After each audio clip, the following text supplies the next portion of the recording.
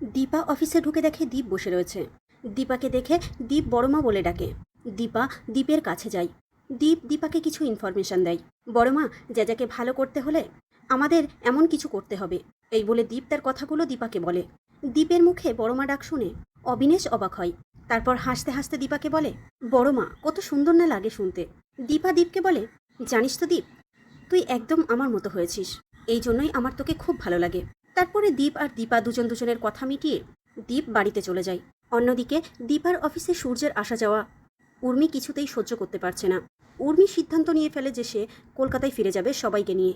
উর্মি তার মতামত জয়কে জানায়। সেটা সূর্য শুনে ফেলে। সূর্য বলে, কে কলকাতায় যাবে? জয় বলে, আমরা সবাই।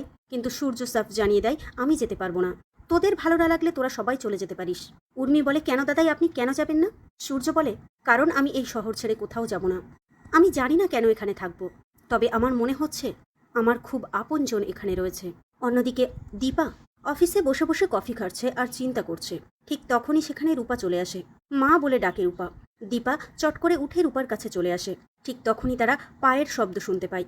দীপা বলে, রূপা, ওরা বোধহয় এসে গিয়েছে, তুই গিয়ে বস। তারপরে জয়, উর্মি আর সূর্য অফিসের ভিতরে আসে। তারপর সবাই একে অপরের দিকে তাকাচ্ছে, কিন্তু কেউ কিচ্ছু বলছে না। তারা সবাই সবার আপনজন, কিন্তু কেউ কাউকে কিছু বলতে পারছে না, কেউ কাউকে ছুঁতে পারছে না। এরই মাঝে জয় বলে ওঠে, ম্যাম, প্রথমে আমি প্রেজেন্টেশন দেব। জয়ের কথা শেষ হতেই রূপা বলে, ম্যাম, আমি প্রথমে প্রেজেন্টেশন দেব। রূপার মুখে এমন কথা শুনে সূর্য রেগে যায়। বলে, কি বললে তুমি এটা? বড়দের মুখের উপরে এভাবে কথা বলো কেন? আমি কি তোমাকে এই শিক্ষা দিয়েছি? বড়দেরকে কিভাবে সম্মান করতে হয় এটা তুমি জানো না? শেখনি তুমি? সূর্যের এমন শাসন রূপার মন ছুঁয়ে যায়।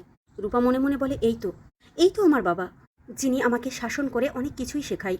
রূপার এই ভাবনার মধ্যে দীপা বলে ওঠে, ডক্টর সেনগুপ্ত, আপনি বোধহয় ভুলে যাচ্ছেন, উনিও আমাদের সাথে বিজনেস ডিল করতে এখানে এসেছে। তারপর সূর্য কিছুক্ষণ চুপ থেকে বলে, ও আচ্ছা, সরি, আমি বুঝতে পারিনি। আসলে আমার মেয়ে সোনা, উনি তো আমার মেয়ের বয়সেই, তাই আমি কিছু না বুঝে বলে ফেলেছি। তারপর সূর্য দীপাকে বলে, ম্যাম, ও একটা বাচ্চা মেয়ে, তাই আমি চাই ওই প্রথমে প্রেজেন্টেশনটা দিক। আমরা বড় হয়ে ছোটদেরকে গুরুত্ব দেওয়াটা আমাদের দায়িত্ব কর্তব্যের মধ্যে পড়ে। তারপর রূপা খুব সুন্দর করে প্রেজেন্টেশন দেয়। এটা দেখে সূর্য ভীষণ খুশি হয়, কিন্তু উর্মি আর জয় খুশি হতে পারছে না। সূর্য এমন খুশি হচ্ছে, মাঝে মাঝে রিয়াক্ট করছে, এগুলো উর্মির কিছুই সহ্য হচ্ছে না। উর্মি ব্যাগ থেকে দুটো ওষুধ বার করে সূর্যকে দিতে গিয়ে বলে, দাদাই, আপনার ওষুধ খাওয়ার সময় হয়ে গিয়েছে, আপনি ওষুধটা খেয়ে নিন, আমি আপনাকে খাইয়ে দিচ্ছি। সূর্য এটা শুনে ভীষণ রেগে যায়। বলে, কি বললে তুমি? তুমি আমাকে খাইয়ে দেবে? আমি কি ছোট বাচ্চা, খেতে পারি না আমি? উর্মি বলে, দাদাই, আপনি অসুস্থ। এটা শুনে সূর্য আরও বেশি রেগে যায়। আমি অসুস্থ? দেখো উর্মি, আমি যথেষ্ট সুস্থ। সূর্য গিয়ে জয়ের কাছে নালিশ দেয়, ভাই, তোর বউকে সামলা। এরই মাঝে লাঞ্চ টাইম হয়ে যায়। এদিকে রুডির মা চলে আসে সোনাদের বাড়িতে। আসতে না আসতেই ঠাকুরের সামনে যজ্ঞের সমস্ত সরঞ্জাম সে করে ফেলেছে। এটা দেখে দীপ সবাইকে সেখানে ডাকে। সূর্যের দিদি তাকে বাধা দিতে গেলে সে বলে, আপনি কি কখনো দেখেছেন আপনার স্বামীর রক্তাক্ত দেহ খুলে উল্টিয়ে গিয়েছে, রক্তের বন্যা বয়ে যাচ্ছে? আপনারও তো সন্তান আছে, যদি আপনার চোখের সামনে আপনার সন্তানের এমন অবস্থা হয় তখন কি করবেন? সূর্যের দিদি চুপ হয়ে যায়। তারপর রুডির মা সোনাকে নিয়ে যজ্ঞ করতে বসে। যজ্ঞ শেষে সোনাকে বলে, সোনা, তোমার সাথে আমার একান্তে কিছু কথা বলার আছে, তাই সবাইকে এখান থেকে চলে যেতে বলো। এটা শুনে দীপ আর তাদের পিসি ভীষণ রেগে যায়। দীপ বলে, দিদি যখনই একটু নর্মাল হচ্ছে ঠিক তখনই আপনি এসে সবকিছু উলট পালট করে দিচ্ছেন। আমরা কোথাও যাব না, যা বলার আমাদের সামনেই বলুন। রুডির মা সোনাকে ইউজ করে। সোনা তার শাশুড়ির কথা শুনে সবাইকে সেখান থেকে চলে যেতে বলে। রুডির মা এই সুযোগে সোনার ব্রেন ওয়াশ করে। বলে, সোনা, রুডি কাল রাতে এসেছিল, রুডি ভালো নেই। তুমি রুডির খুনির সাথে দেখা করেছো, তাই ও কিছুতেই ভালো থাকতে পারছে না।